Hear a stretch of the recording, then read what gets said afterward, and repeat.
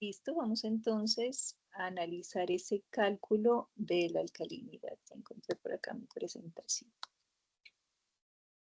El cálculo de este tipo de concentraciones es con una fórmula que ustedes seguramente han manejado muchas veces, que es de hecho consciente e inconscientemente la que utilizan para calcular el cloro libre cada vez que hacen una determinación en planta. Esta fórmula consiste en identificar una concentración desconocida con base en una serie de datos conocidos. La fórmula la van a escuchar muchas veces, dice concentración 1 por volumen 1 es igual a concentración 2 por volumen 2. ¿Qué pretendemos? Que la concentración 1 y el volumen 1 sean de una sustancia conocida, que el volumen 2 sea conocido para poder determinar una concentración desconocida. En este caso, ¿qué es lo que conocemos? Conocemos el ácido, ¿cierto? Conocemos la concentración del ácido, que la chica nos dijo que era 0.02 normal. Cuando los químicos de laboratorio se lo estandaricen, es probable que no se lo manden 0.02 normal, sino que se lo manden 0.09996 o 0.02 exacto o 0.021. Usted toma la concentración que le dieron en laboratorio, la que le dijeron que era la que estaba en la solución.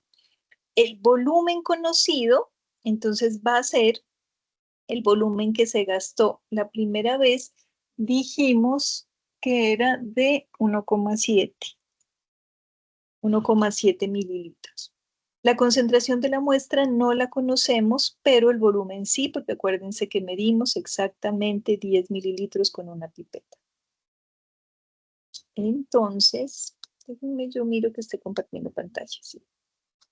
Ya.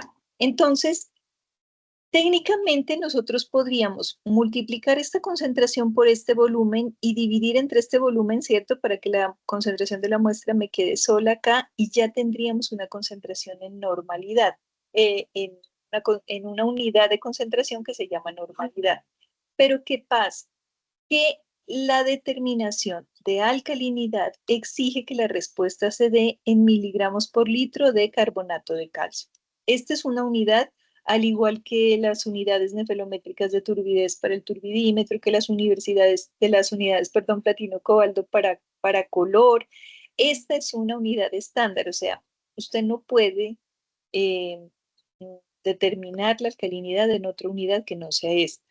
El estándar método, los protocolos, la normativa, dice que tiene que hacerlo en esta unidad.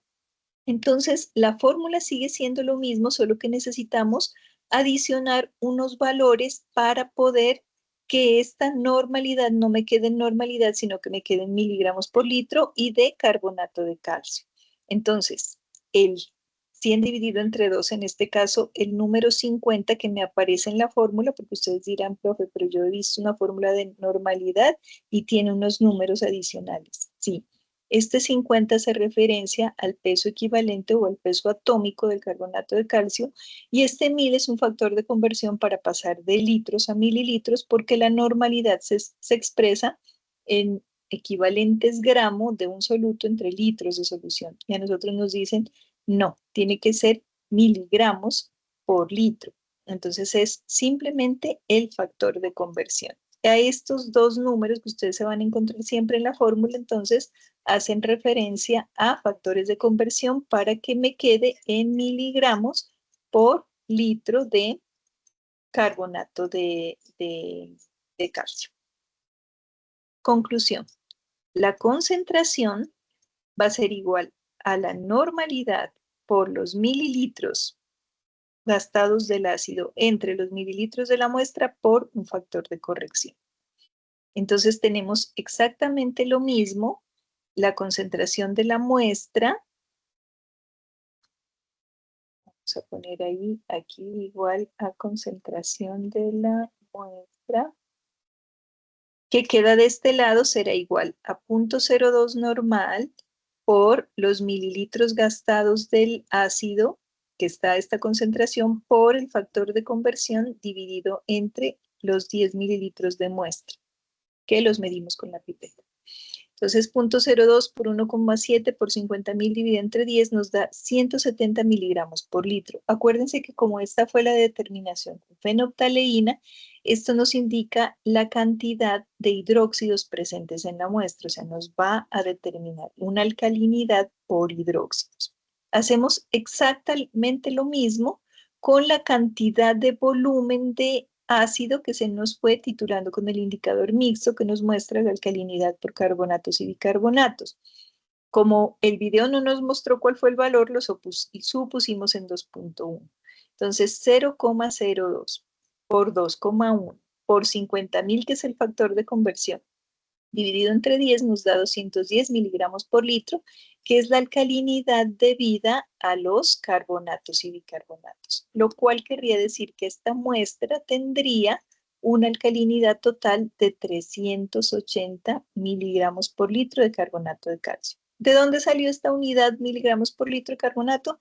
De los factores de conversión que usamos para poder trasladar esa concentración del ácido que estaba en normalidad a miligramos por litro de carbonato de calcio. ¿Qué nos dice la resolución? La resolución 2115 desde del 2007, que nos muestra todos los parámetros, tiene clasificada la alcalinidad aquí en el cuadro número 4, que dice características químicas que tienen mayores consecuencias económicas e indirectas sobre la salud.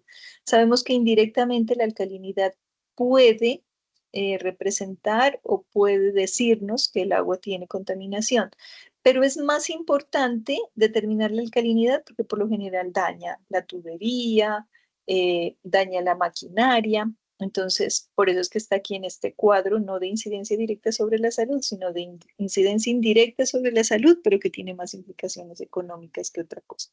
Entonces, miren, dicen que el valor máximo aceptable de alcalinidad nos dice nuestra resolución que es de 200, lo cual querría decir que el agua que acabamos de analizar pues está por encima y no cumple con el criterio. Quiero dejar hasta allí, aunque hay muchas otras cosas que tengo que contarle respecto de la alcalinidad, para que determinen la alcalinidad total, la alcalinidad a la fenolftaleína, la alcalinidad al indicador compuesto de manera más sencilla. Y aparte de eso, quiero mostrarles cómo hacemos este mismo proceso, pero sin tener en cuenta indicadores de color. O sea que no vamos a estar hablando de fenolftaleína y indicador mixto, sino que vamos a estar hablando de un punto de pH al cual llegamos y determinamos en ese punto de pH cuál es el volumen exacto de destilaciones. Estos dos volúmenes los determinaríamos no por un cambio de color, sino por una determinación de pH. Eso implica que tengamos que tener el pHímetro sumergido en la muestra todo el tiempo y que probablemente tengamos que usar un mezclador. ¿Se acuerdan que en los equipos veíamos mezcladores que son planchitas que tienen un imán? Ponemos el imán dentro de la muestra y cuadramos las revoluciones y la muestra se mezcla sola. Esto es la definición exacta. Aquí en este procedimiento que les conté, pues tenemos que confiar en el ojo humano y en que la mezcla ya esté constante.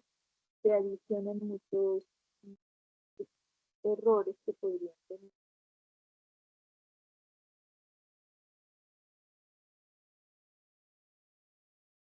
Más exacta, eh, teniendo en cuenta que la muestra va a llegar a de pH para ver que se dicen los bicarbonatos.